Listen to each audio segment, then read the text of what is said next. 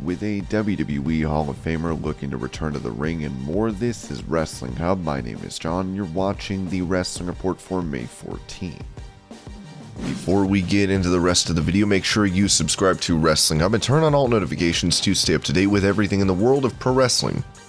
Also, don't forget to follow us on Instagram at WrestlingHubOfficial and also follow us on Twitter at Wrestling_Hub.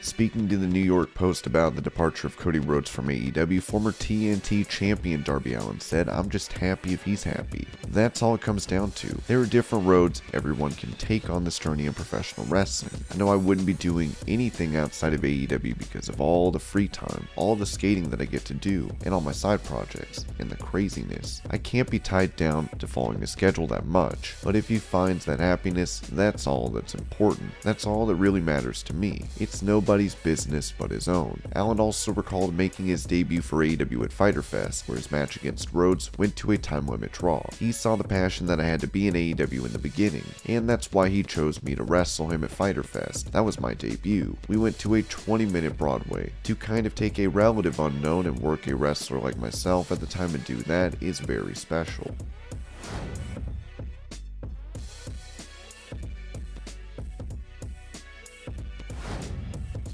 After suffering a leg injury at WrestleMania 38 during his tag team match, Rick Boogs is taken to his YouTube channel to give an update following his surgery last month.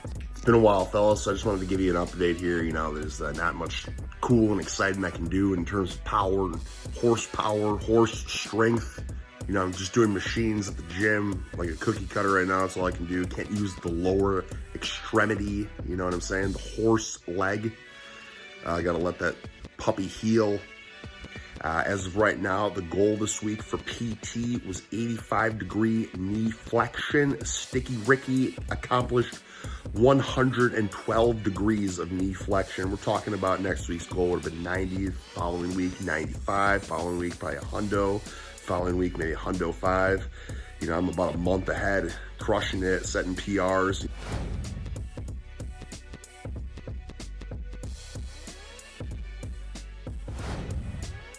Despite the Hardy Boys being signed to AEW, Matt Hardy said on his podcast that a WWE Hall of Fame induction for them would be fitting. I think so. I feel very confident about that. I think that would be fitting. And I think obviously we're a deserving team. Jeff would be deserving on his own. I think there's a lot of cases that could be made that I'm very deserving on my own as well. I feel like the most fitting person to induct us would be the guy who we learned the most from, who really helped us when we first started becoming a success in pro wrestling, and that would be Michael P.S. Hayes.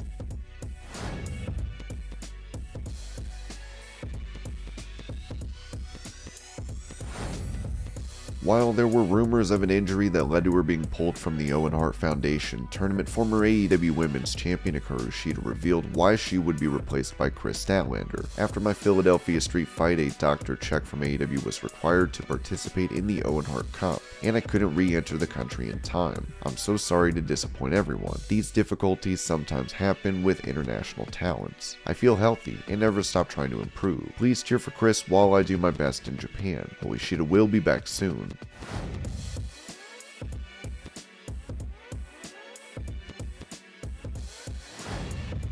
With it reported by PW Insider that there's been talk of adding a fourth member to Edge's Judgment Day faction, the newest recruit for the group, Rhea Ripley, told 99.5 WKDQ that any potential members will have to be worthy. I mean, I've got a few people that I got my eyes on, but that's for you guys to find out and for them to prove themselves. If they want to be part of Judgment Day, they have to prove themselves, and they have to show us that they will stop at nothing to get what they want, and they don't care who they have to go through or what they have to do. With Edge's wife and former women's champion Beth Phoenix reacting negatively to Ripley's inclusion to the group, Rhea said, "I have not spoken to Beth Phoenix, but I have already seen quite a few of her posts on Twitter, and I'm not sure whether she is very happy about me joining the Judgment Day, so Beth is gonna have to put her emotions aside and be on our side pretty much, or she's gonna have to fight me. Beth Phoenix is my dream opponent, and if she disagrees with what we're saying, I wouldn't mind stepping in the ring with her and settling it once and for all."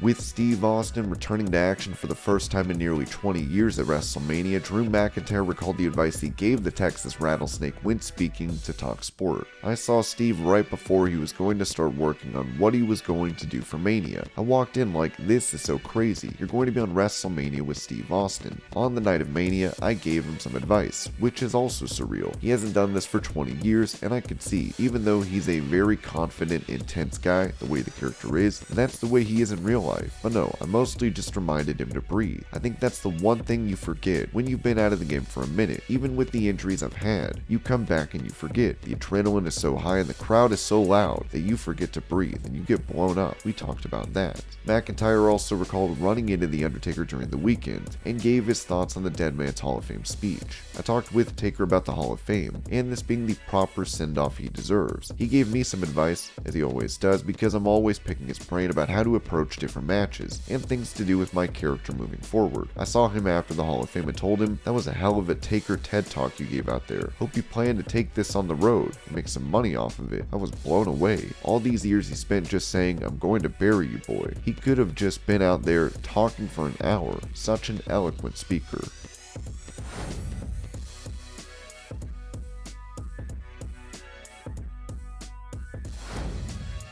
Talking about slapping Becky Lynch during a live event for WWE in Toronto, Trish Stratus told Vibe 105.5 FM that she's waiting for a match against her. Becky Lynch was being a little bit of a brat, so it came down to a little slap from Trish Stratus to put her in her place. Will it result in anything else? I don't know. I still get asked about the Sasha Banks Trish Stratus moment from the Rumble from 2018. That hasn't come to fruition so far. At this point, I've just been focused on the show, Canada's Got Talent, and I don't know. I saw Asuka's return to WWE television, so I'm going to be patiently watching that feud unfold. Becky, in the meantime, has hit rock bottom, lost her stuff, she lost her women's championship. I'm always here waiting in the wings and watching. Maybe or maybe not. That's what I'll say to you guys. People were pretty interested. It was kind of fun though.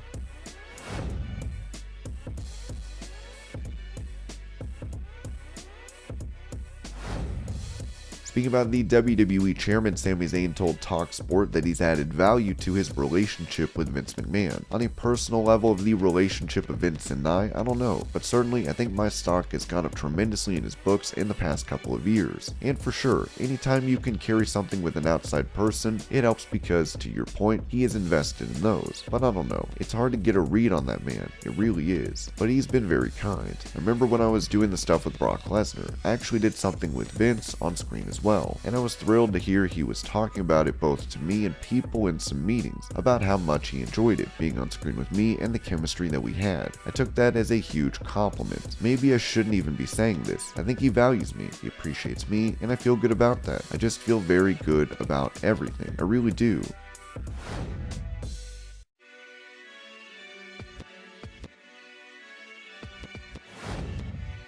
Former WWE champion Alberto Del Rio was making an appearance for a Chaos Lucha Libre event in Monterrey, Mexico. While he was apparently instructed to be there by 3 p.m., he would end up being 2 hours late. The promoters for the event informed security to not allow Del Rio into the locker room. According to reports, Alberto's brother yelled about the promoter creating issues for the camera, saying he was disrespecting Del Rio for the sake of creating buzz. He would even claim Del Rio was not told to arrive by 3 p.m., with the promoter disagreeing on the video. In another clip, Del Rio can be seen forcing his way to the backstage area, as he ended up wrestling on the show.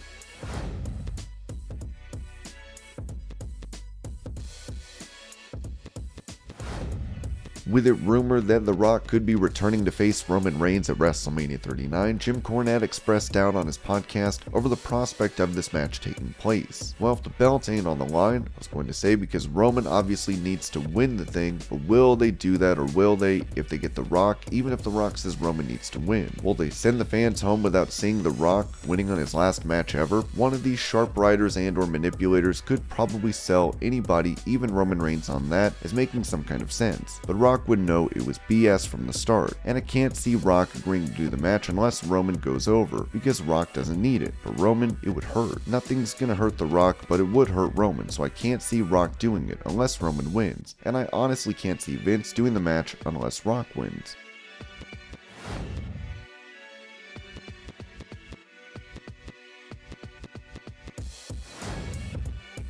In some unfortunate news, pro wrestling legend Virgil has taken to Twitter to let fans know that he is suffering from cancer, with him previously having 2 strokes over the last few months. He wrote, "It's really shitty right now. To make things worse, I now have stage 2 colon cancer. I am a fighter, but need your help. I cannot afford any of the medical bills and would love your support. Love you guys."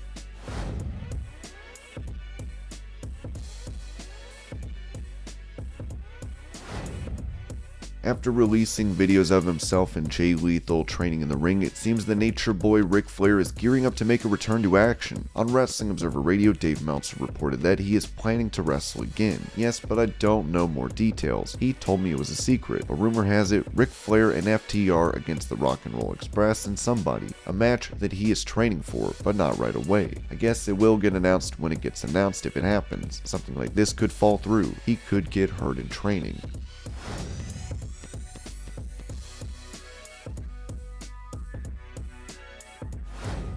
Taking to Twitter, WWE star Shelton Benjamin announced that he will be out of action due to injuries. He wrote, "For only the second time in my career, and injuries put me on the shelf. I'll be back soon. In the meantime, I will be putting in the work to come back better than I was before my little setback. See you guys soon." And this was your Pro Wrestling News Update. I hope you're all having a great day. Thank you so much for watching, and I'll see you later.